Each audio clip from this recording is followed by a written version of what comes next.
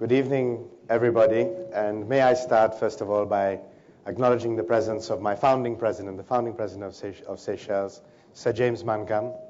It is a great honor that I can speak today as the foreign minister. He was our president at independence, so the fact that I am here as a young politician speaks volumes about the progress our country has made and also where we are going. I'd also like to say good evening and thank you to all the ministers here and the distinguished guests. And it's a great honor for me to speak just after a colleague from Sierra Leone. Sierra Leone, of course, is West Africa. We are East Africa. But we are always sitting next to each other at the UN because of the magic of the alphabet. Because Sierra Leone is just after Seychelles. So we are neighbors, at least in the alphabet. So my remarks today will be about nation branding in small islands, about turning globalization into an opportunity. In a recent informal conversation with a fellow foreign minister from a European country, we suggested that we should aim to meet in a more structured bilateral setting to further enhance the relations between the two countries, possibly through a visit. So I suggested to my colleague minister that he visit Seychelles for these discussions.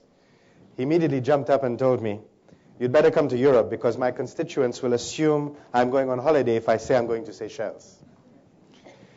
So Seychelles has immediate brand recognition. Our islands are more often the subject of whispers on the lips of honeymooners rather than the subject of serious international diplomacy. And tourism being the main pillar of our economy, there are obvious advantages to such associations. Our marketing can benefit from the assumptions that many people have about our islands. But the key question is, how do we mobilize this ideal into a positive development force? In many countries around the world, we know that wealth and economic growth do not always correspond to development. Development does not just happen. It is not automatic. And in the context of small islands, there are a number of challenges which arise from the small size of the economy, the size of the population, the lack of economies of scale, and a number of others. And globalization has brought about new and even more complex challenges. For small island developing states such as Seychelles, it is clear that we have to develop a brand which is more than just sun, sea, and sand. Our tourism board has been making great strides to diversify what we offer in terms of tourism. But in our discussion today, I would like to also state that we must view the Seychelles brand in a wider context beyond tourism. As the Minister of Foreign Affairs of Seychelles, I would invite you to look at a Seychelles brand which encapsulates our foreign policy, aspirations, and our positioning in a globalized economy and a multipolar world. In this global economy, our brand must be able to bring all the positive energy generated by the beauty of our islands together with the drive towards development. It is easy to conjure up ideas of idyllic paradises when talking about islands such as the Seychelles, and it is equally easy to dismiss such islands as being inconsequential in the realm of international politics. So we did have some beautiful images here. I'm essentially telling you we are more than this. Many small island developing states, SIDS, this is what we are called, we face a development paradox. The small size of our populations means that development gains are quickly translated into real benefits for ordinary people. In Seychelles, for example, it is estimated that at independence, over 50% of the population may have been illiterate. While with the institution of universal primary education in the 1980s, literacy has risen to 96% in 2010. Seychelles has consistently pursued people-centered development policies. We have universal access to primary education and a minimum of 10 years of free schooling. We also offer free health services to our population. And we are classified by UNDP as one of the 50 countries in the world with high human development. We have 89,000 citizens only, so we are very tiny, but with a GDP per capita which is one of the highest in Africa. But we are still a developing country with a number of challenges. In small countries such as ours, transformative development can happen quickly and effectively, provided, of course, the good governance framework is in place. The trickle-down benefits of traditional development can be accelerated in small islands. The concept of transformative development is one where countries can rapidly bring real gains to their populations and empower their people. Unfortunately, very little existing aid mechanisms are truly transformative. For example, we have humanitarian assistance dealing with disasters, but do they really allow development in the long term? But small islands, in many cases, can give quick indications of how development mechanisms can be effective, or also when they are not so effective. We are the best barometers for development. But the existing international development architecture poses many problems for SIDS. SIDS are the success stories of development, but how do we sustain this success? We can achieve positive change quicker than most, but we are also often the most vulnerable economies. We develop quicker, but we can also lose what we have gained just as quickly.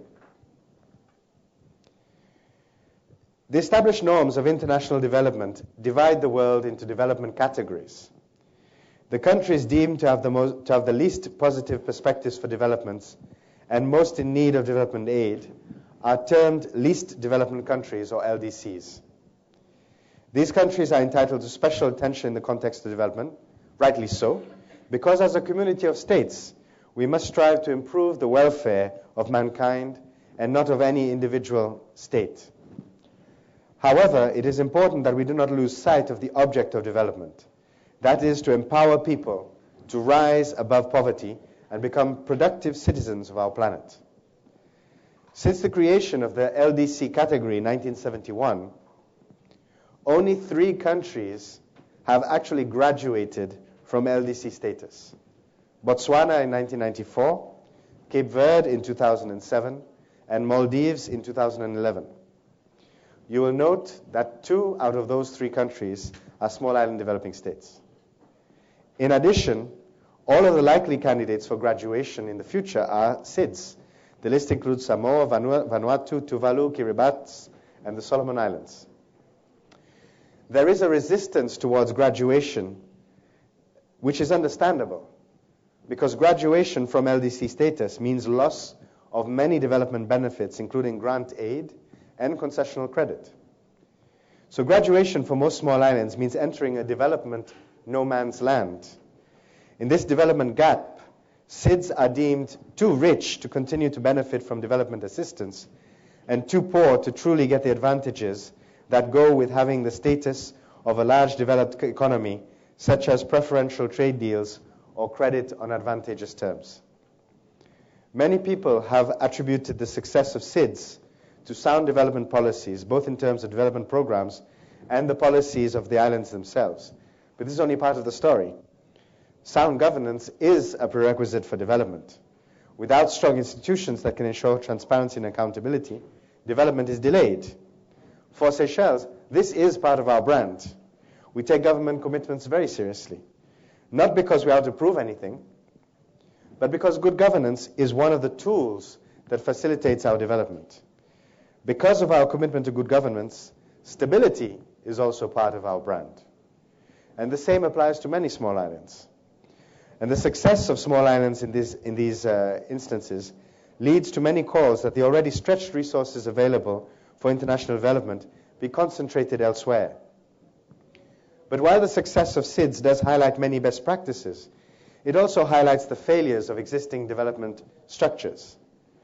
The fact that only graduates from LDC status, since such categories have been in usage, are islands and countries with low populations, shows that the international community is not investing sustainably.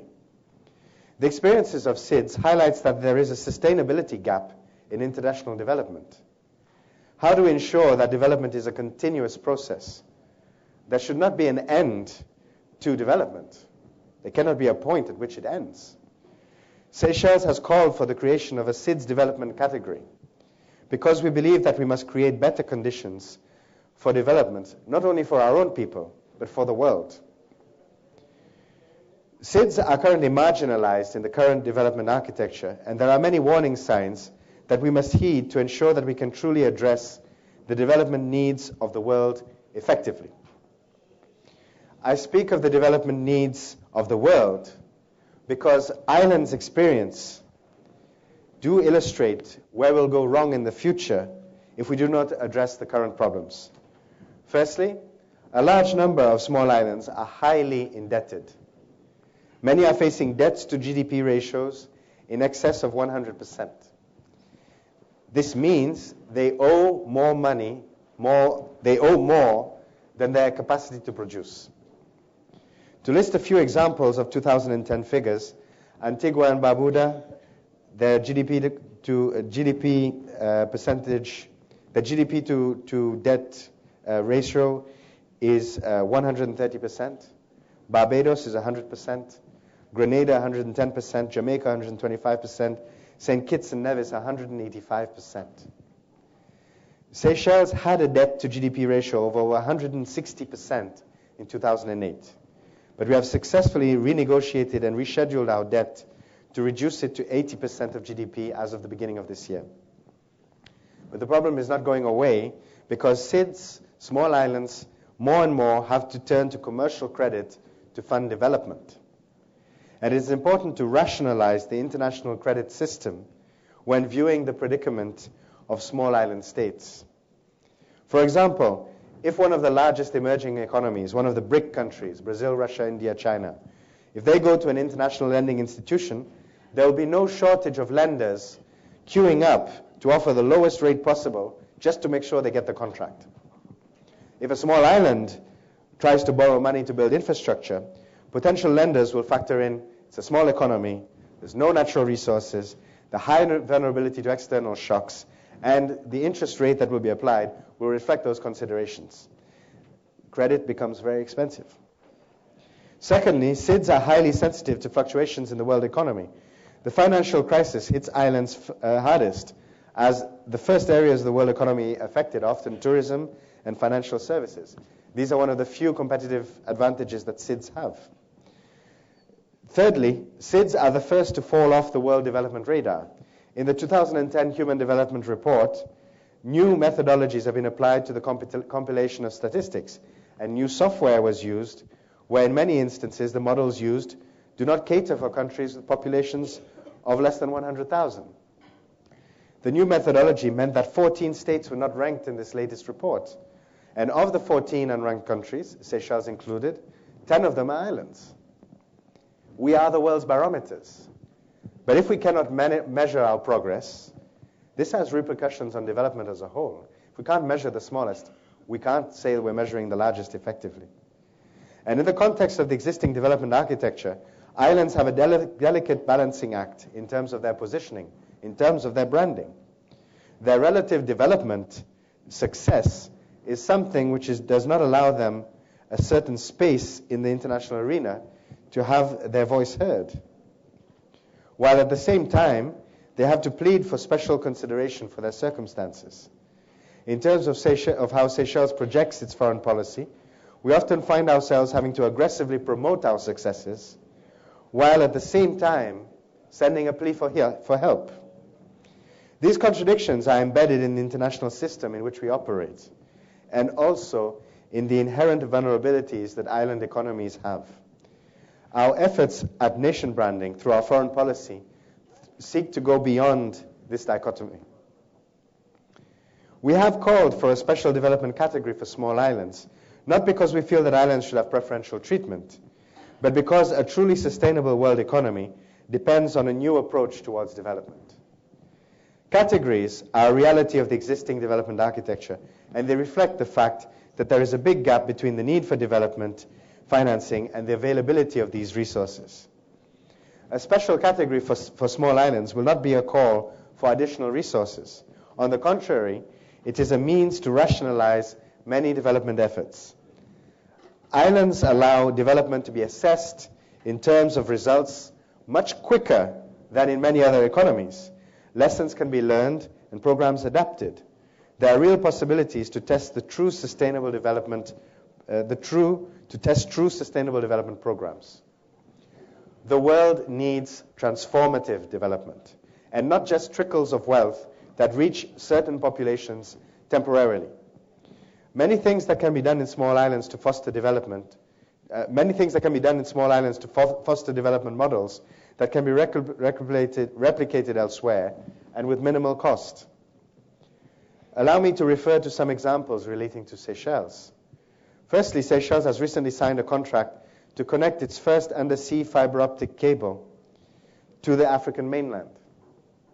This project is a game changer because it will reduce the cost of communications 7 times.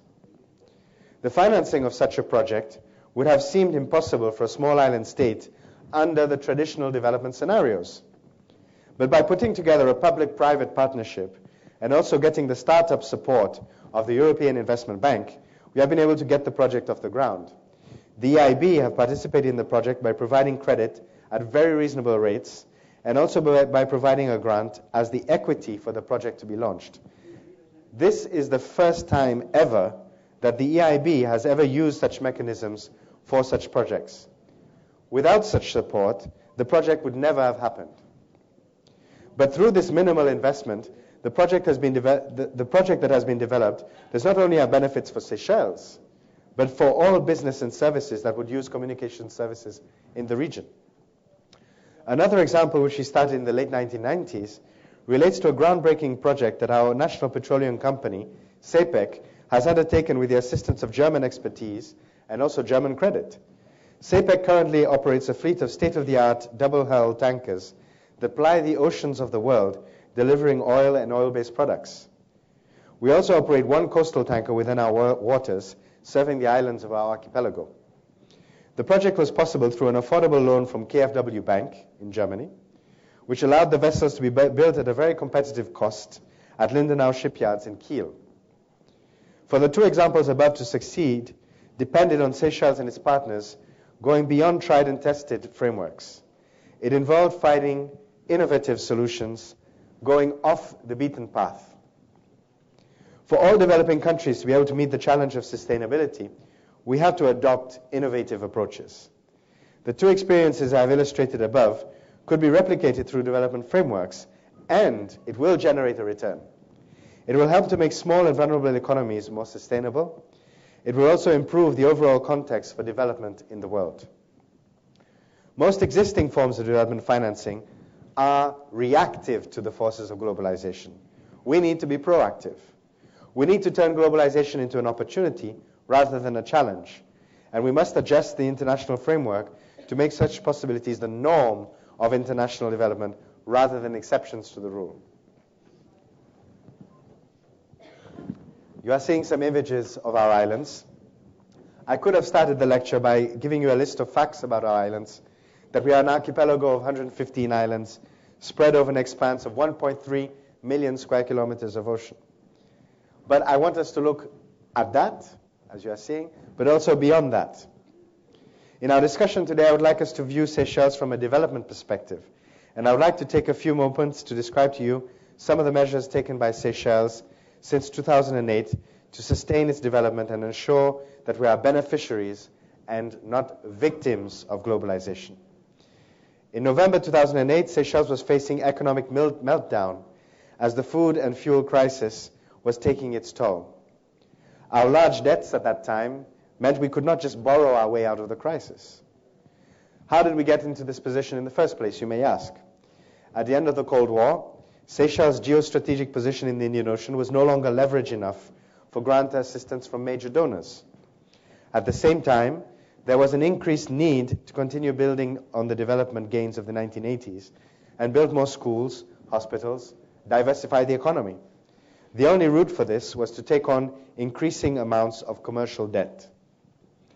As the debt increased, our foreign exchange situation worsened, and by 2008, Seychelles was firmly stuck in what we call a debt trap. We realized we needed to fundamentally reposition ourselves in view of what was happening in the world. We approached the IMF, and the timing for the discussions was perfect, because the IMF wanted to prove that they could deliver more user-friendly programs. Seychelles wanted to prove that our economy was viable. The program we implemented floated our national currency and started a process of renegotiating our debt with partners with the support of the IMF and the Paris Club. One of the fundamental starting points of our program was the need to maintain our gains in health and education, and spending in these two sectors was maintained despite the reform.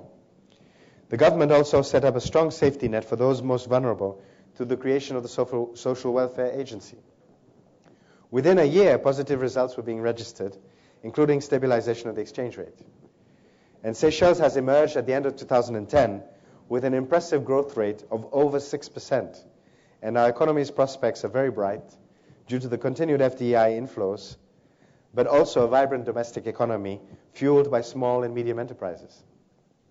But we do not take this success for granted. Seychelles successfully weathered the storm, largely in part because we embraced the changes we had to make from the start. We did not approach the reforms as something imposed on us, but as something which we had to tackle as the next stage of our development. We promoted a national brand based on 3 R's: realism, responsibility, resilience. And we succeeded because this brand created confidence both among our domestic population and among our international partners. We were determined not to be victims, and rather adapt, survive, and thrive. Seychelles is the smallest state in Africa. Our links to the continent are both historical and also there are emotional links. And there are many faces of Africa in the world, but most do not reflect the true vibrancy of what is going on in Africa. They do not reflect the possibilities of the continental brand, our African brand. The World Cup has shown what we can do, but it is often the exception rather than the rule. But we are the continent of growth and of opportunity. So we must find new and innovative ways to convey to the world what every African already knows, that the African sun is rising and is bringing a new wave of prosperity to its shores. There are several measures we must take. The first is that we must be more united and speak more openly against those who seek to act with impunity on our continent. Africa has fought against the specter of colonialism for many decades. We owe it to those who struggled for freedom to uphold the values of liberty, equality, and justice, which will also set the path for our development. We must also be more forceful in conveying the true potential of Africa in our own terms, and not those set by the same preoccupations that are used to convey negative images of the continent. We have many good things to say, and we must not be afraid to say them. We must use the increased moves for regional integration to fast-track our development.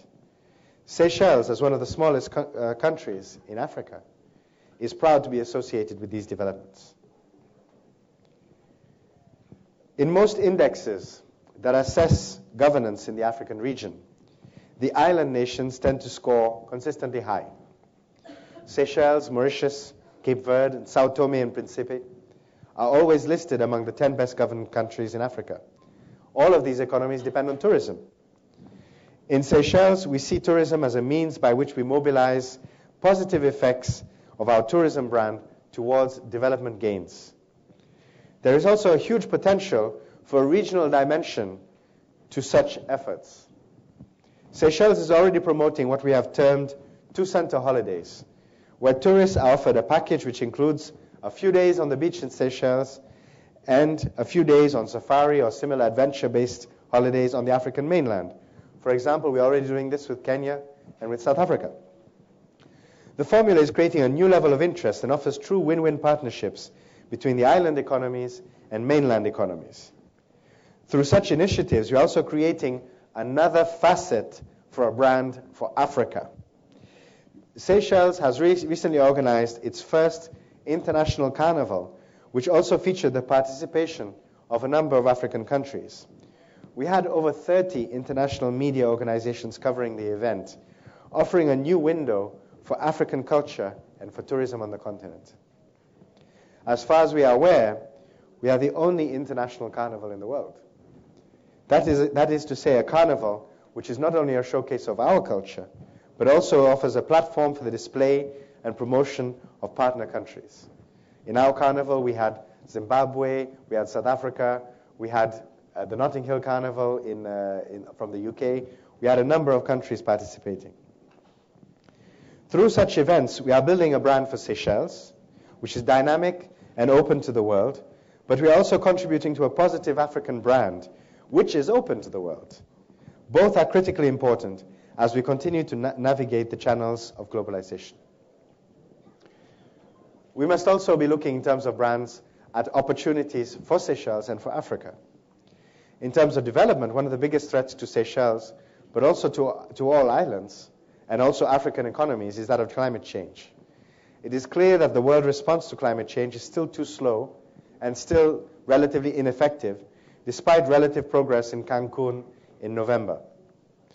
Amidst the challenges of adaptation to climate change, renewable energy offers a real development opportunity, both for Seychelles and for Africa. Small islands such as Seychelles, but also African countries, have huge potential in relation to their potential of harnessing renewable energy. A carbon-free Seychelles, a carbon-free Africa has huge brand potential. It is important that we spare no effort to identify development financing that can allow appropriate technology to be invested in Africa. We need to look at innovative financing models that are economically sustainable. In the case of small islands, in particular African islands, we have the very real opportunity to develop truly carbon-free economies. The key element to kickstart such projects is the ability to transfer appropriate and adapted technology.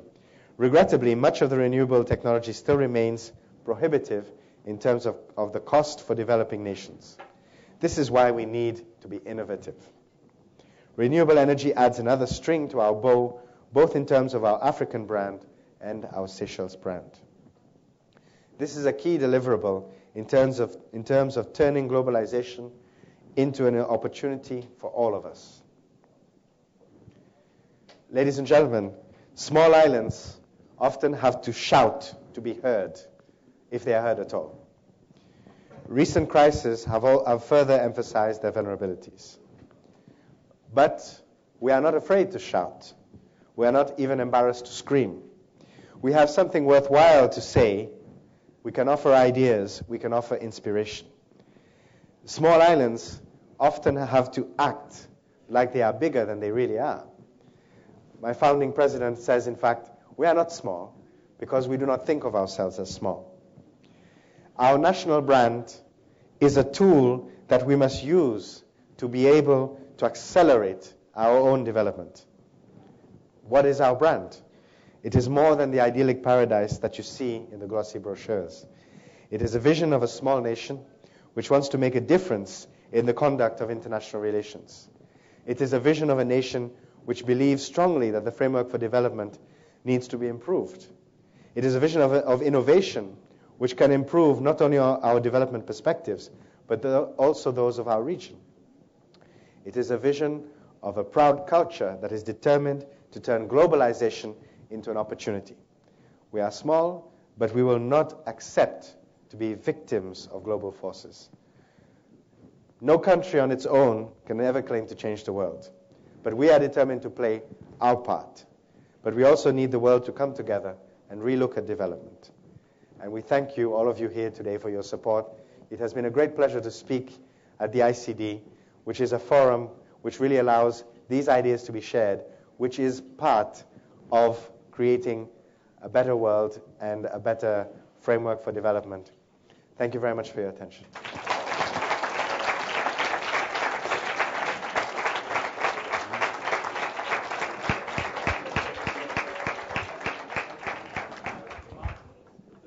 Thank you very, very much, the Honorable Jean-Paul Adam. I think we already have the first question in the second row. So, is that right? Yes? Okay, all right. Sir James Mancham. Well, Minister, I would like to congratulate you rather than bother you with questions. Okay. I think you did a very good dissertation of our situation. Thank you. And congratulations. And please come more often to the ICD.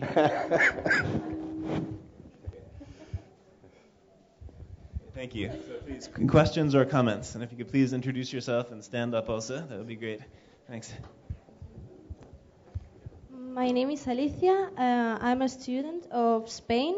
And I would like to say in my name and in the name of all my fellow students, my companions, that we are all very impressed with your speech, and that the part that I most liked was when you said that you wouldn't be dragged by global forces. That has been so very, very encouraging. And my question is referred to aid. Do you receive like bilateral aid of governments, like tied aid, where other governments ask you for like interest or something like that? Or do you receive more multilateral aid that is less tied aid and is like more altruistic? Thank you. Thank you for an excellent question.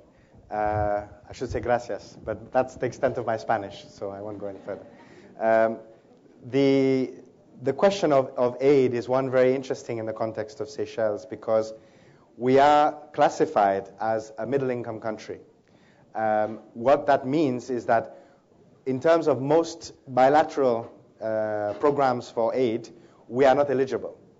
So, for example, the French government, the German government, the UK government, or many other countries, they will not give us bilateral assistance linked to conditionalities, as you say, because, as you know, some countries will say, we will give you some aid if you support us on another project. We do not get this because our level of development is considered to be higher, and therefore we are not considered priorities. So at the same time, as I've said, we don't actually want this because we don't think necessarily that's exactly what we need to develop. What we do need, however, is a better framework for the development. And that is to say, if you're a smaller country or a developing country, if you want to fund your development, you need to have the startup. You need to be able to get people interested in the first place. And sometimes that is where it's difficult. Because a big country, let's say like China, if they want to start a new telephone network, you will already have 10 companies lining up with the capital to start it. Whereas in a smaller country like Seychelles, the startup has to come from the government. Why? Because the market itself, although it can be interesting in the long term, it's not a quick return on your investment.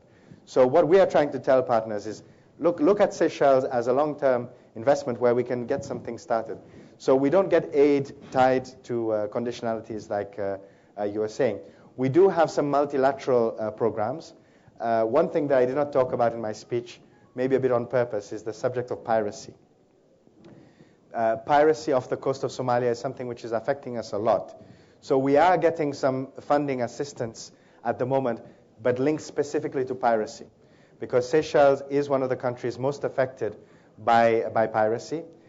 We are getting a grant of 3 million euros from the European Union, and that is designed because we are spending over 2.3 million euros per year in extra costs to patrol our waters because of the threat of piracy. So the 3 million euros from the European Union, it's over 3 years. It doesn't actually cover our full costs, but it's a recognition that Seychelles is part of the international effort to combat piracy. We're also getting some other supports from the European Union in those terms, in terms of defending our waters. We have 1.3 million square kilometers of ocean. That means the amount, again, we are not a small state when you look at the ocean. 1.3 million square kilometers means that our ocean is equal to 3 times the size of South Africa, which is one of the largest countries in Africa. So we are small, but we are also big, and this has its own challenges. So again, to go back to the aid aspect, it is an advantage in a way that we are not tied to any of this aid aspect. On the other hand, we are in a position where if we really want to develop some infrastructure, and our brand has to be in Seychelles it's about the beauty. But with the beauty, you have to have the efficiency, you have to have the fast telecommunications, you have to have the fast internet, you have to have all of these things. To be able to develop them, you need the startup funding to get them started. And this is where there is a big gap at the moment in the world. And our argument is also saying that even countries that are less developed, they will also eventually face the same problem. And we have to relook at the concept of development, take it away from the kind of conditionality aid, and look rather at really empowering projects that allow countries to invest in things that become more productive in the long term.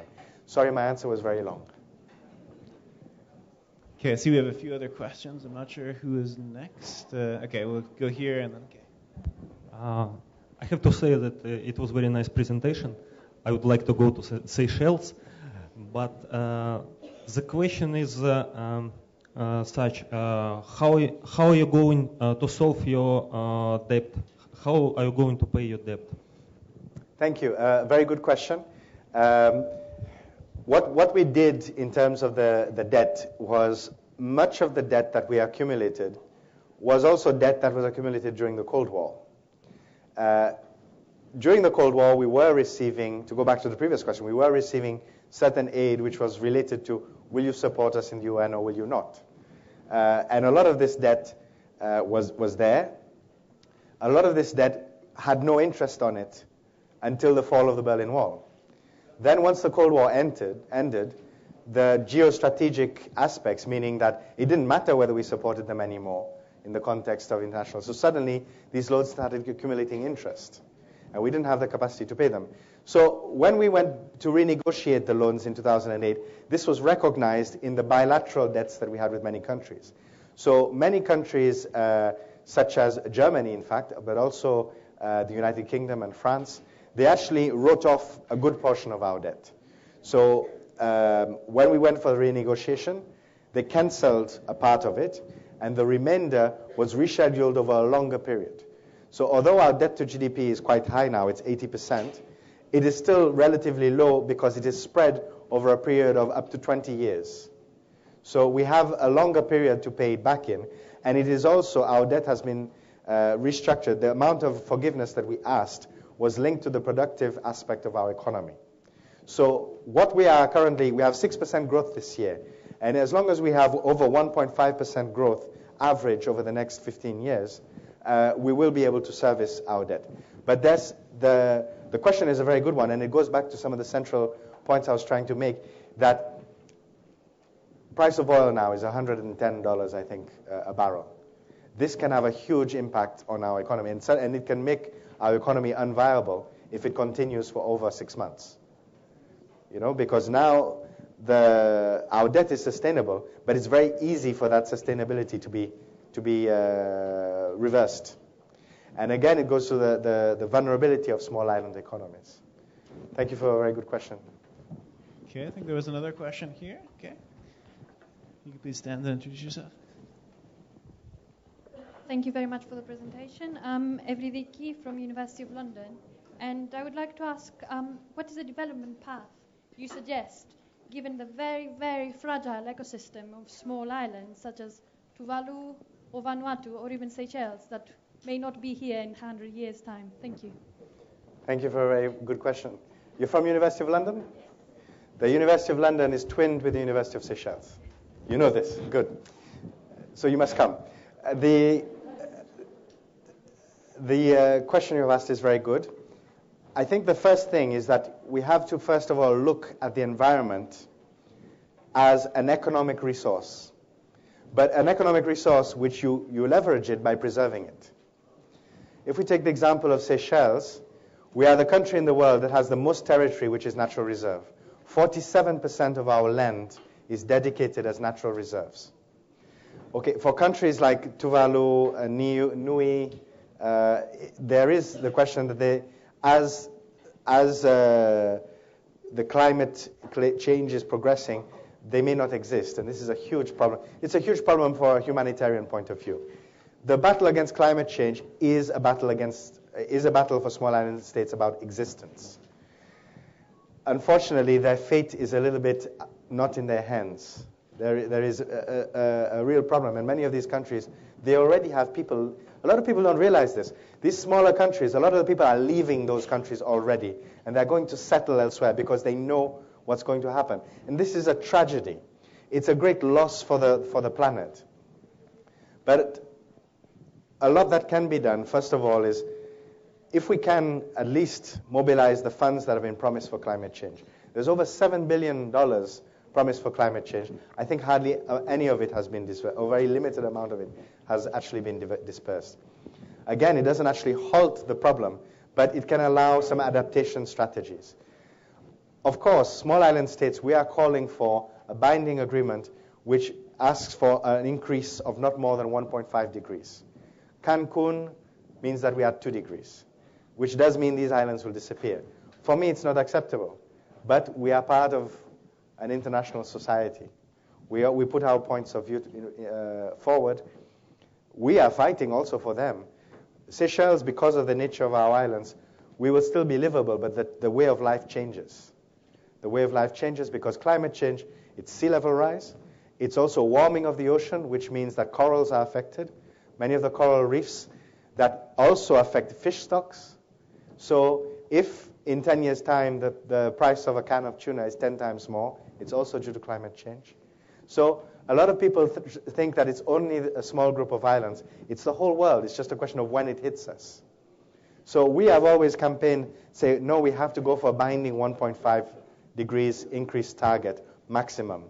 It is very difficult because industrialized countries are not currently recognizing that. In terms of the development path, it's a losing battle. I have to put it that way. But in terms of getting also tourism as a leverage, getting maximum number of people to come and see what's there now, and which also creates a sense that maybe we want to save it. There are not many options available to them, but we certainly as Seychelles, we are pushing for whatever we can in support of them in the international community. Oh, wait, microphone. Maybe you should point out that several of our islands are granitic and rises to many, Hundreds 3,000 or of meters. 4,000 feet, and we are not therefore threatened for extinction there. Yes. But the coral islands are like Vanuatu, etc. Yes. So that's where there Yes. is a survival on our side. Sorry, I will apologize for my funny voice. I have a little bit of a cold. Sir James is correct. Seychelles is actually a unique archipelago. We have a mixture of granitic islands and coralline islands. So granitic islands are old rock created by volcanoes, but millions of years old. So our main islands have lush forests and they are mountainous. The highest peak is 903 meters, so which is relatively high for most island states. So, and most people actually live on these bigger granitic islands. So as Sir James said, we will not have the same problem of population displacement that many of the Pacific islands do. But we also have granitic atolls. And these are great biodiversity treasures. And these, even in Seychelles, may be lost. So while our people are less at risk, we view it, development has to be looked at from a global perspective. I've mentioned we have all these categories and so on. Are we really achieving development, or are we just solving small little problems, troubleshooting? We need to look at development from a more global perspective, and that includes for climate change. Another question here. Thank you. My name is Yochvad Ben Israel, Project Director, CDA. First, I'd like to thank you for just trying to tackle the brief of a foreign minister in Seychelles and Sid. And I know we've had stories like this within this presentation, especially from Rwanda and others. So I'm not going to take it from the perspective of the glass is half empty, the glass is half full. But you did make some viable statements, and I just want to, knowing that you'll be in the office with goodwill, I won't say touch with goodwill extended, you're going to have to face these challenges. Just this morning, over in Japan, they had the 8.9 Richter scale with the aftershocks, which means within 3 days, 72 hours, added to Christchurch. As against global warming, we do have the reality of a tsunami coming over, and where Seychelles is, it's very vulnerable within that fragile state. We have the aftershocks also just this morning of the Spanish situation again with the euro, which again begins to change. You're talking about those models. And finally, if I can say, not even talking about the diaspora, you did talk about the way your projections were in terms of if you can maintain the 1.5 degrees. But they're already predicting the 6-degree phenomena in terms, because I wanted to ask the VW individual, something. And I'm just saying all these things are concurrent. This morning, VW was predicted to overtake Toyota and virtually in 2018 produce more cars. So what he was talking about, corporate, cannot stand in terms of that. How do you as an island, in your sincerity of development and trying to take things which you may not be able against these shocks to replicate, make sure that your identity does not go down in terms of when the benefactors or the guarantors come to ask their money against these odds? How would you be able to create to rise up against that challenge? Thank you. Thank you very much for a very good question. I will start by saying the glass is half full, because we always have to. When I was at university, there was a very interesting author called Robert Cox, and he always said what we need is pessimism in our analysis, but optimism in our will. And I think that's a very important thing that we have to have. We have to be very critical when we look at what's going on. We have to be very critical, because by being critical, we will try and get things the best that we can. But then we have to believe that we can make things happen, and that's very important. So then, all of those challenges you've mentioned, I was on the border of getting depressed.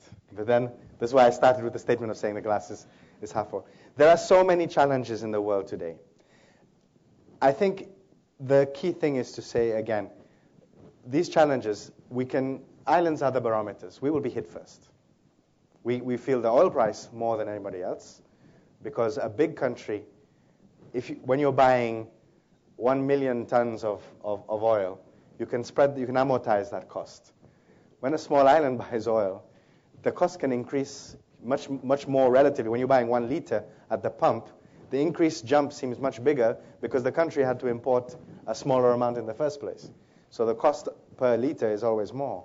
So there's always these things in terms of how the islands are hit by these impacts, by climate change as well. The cost of adaptation to climate change is higher per person in a small economy than it is for a larger economy. But the thing is, it will always catch up with us eventually. We have to think in those terms. We have to think that in the world, yes, let's say in Europe, we're not going to notice the rising of the seas over the next 10 years. But we have to think about our children that are not going to be able to buy fish, because the fish is not going to be available, because the waters in which they are living are not allowing them to spawn in the same way. We have to think of the future very much in terms of how we look at the development perspectives. I think in terms of industry, in terms of the private sector, we also need to start looking at real solutions that don't just mean let's take money and spend it and we don't get a return. Climate change, renewable energy can transform the way the world makes money.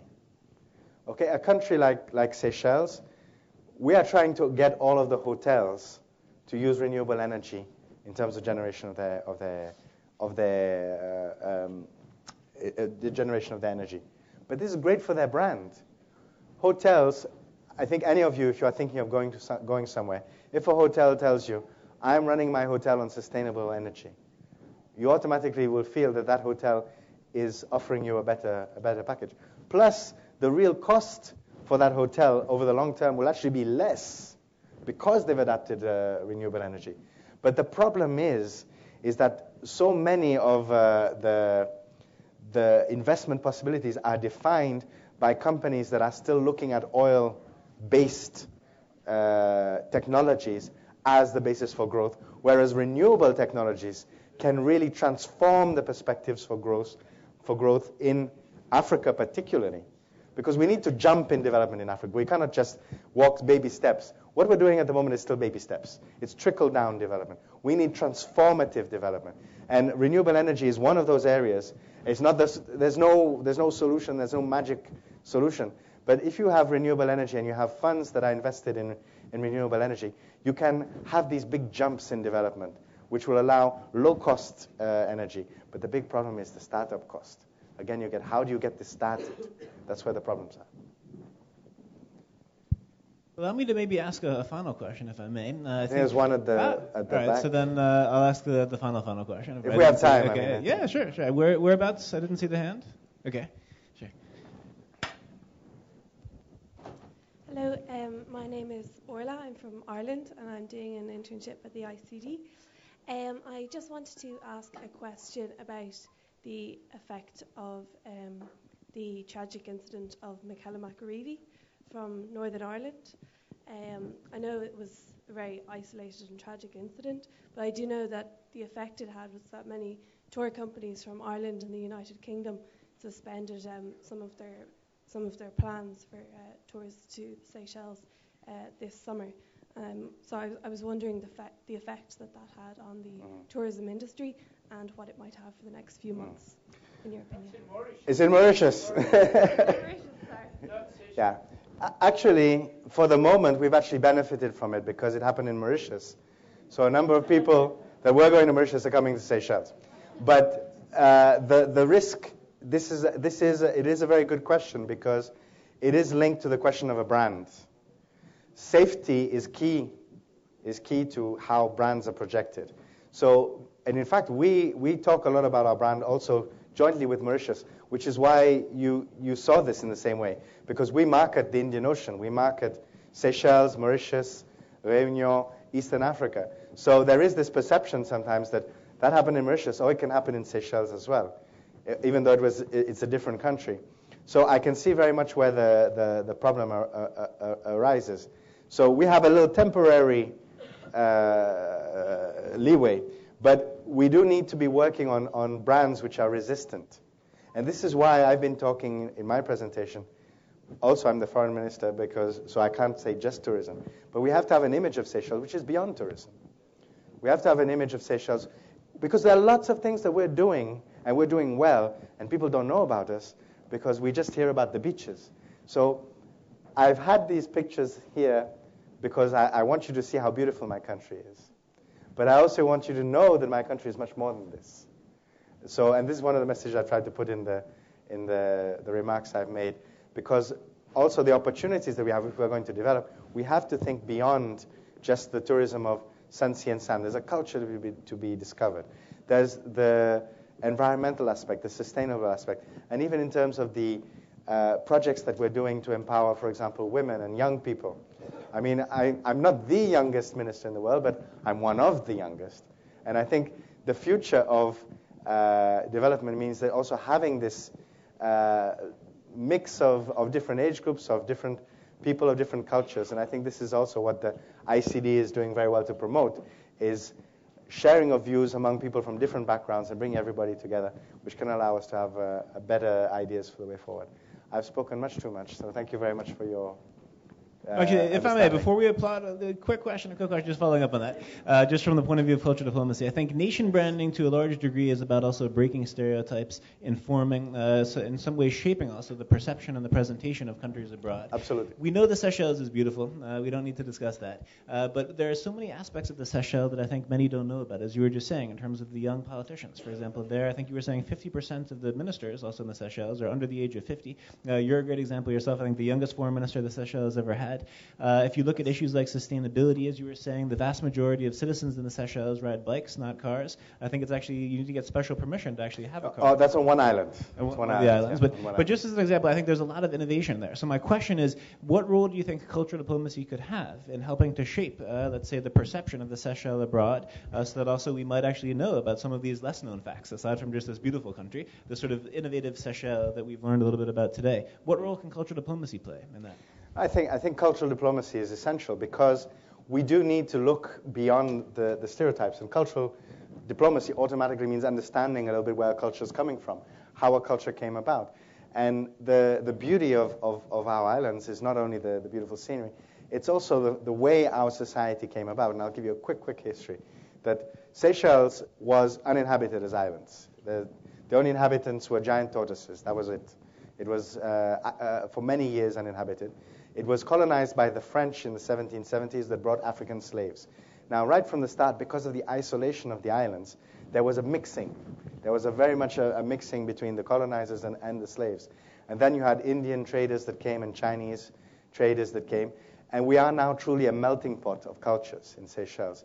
And we see that as one of the great advantages, that in Seychelles we can talk of harmony among the races. In fact, in Seychelles, we don't talk about racism because everybody comes from a history where there is so much mixing among the populations that we don't talk about whether your background is European or whether your background is African or whether it's Asian and so on. Because the reality is, if you actually go to the records and the archives, you'll find, well, no, there's a bit of everything in everybody. And that's the big advantage. And this is one of the things that means that our islands, in terms of the way... Have we lost the mic? Okay. So in terms of the way we market our islands, it's about looking beyond the surface, and it's about understanding a lot of the things that makes those islands special.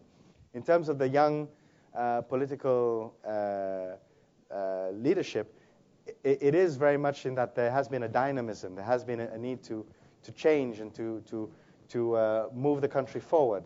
And to do that, you've had to have new ideas. So there's been a constant movement in terms of political leadership.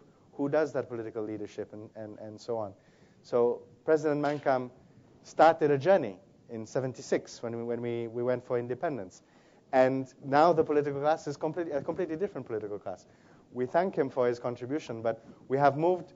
There is this constant need for movement and for change in a positive way. So these are all things about how different societies can also learn from each other. Because there's no society that's perfect. We also have our own problems in Seychelles, plenty of them. I'm not going to tell you about them, but we have plenty of problems. I've told you enough about the developmental challenges. So I think I would like to end by saying it is a place definitely worth discovering. And when you do come, if any of you can come, you can visit our university. There's a lot to see in terms of what the society is like, what makes up the society. And it's not just the beauty of the islands. There's much more to it than that.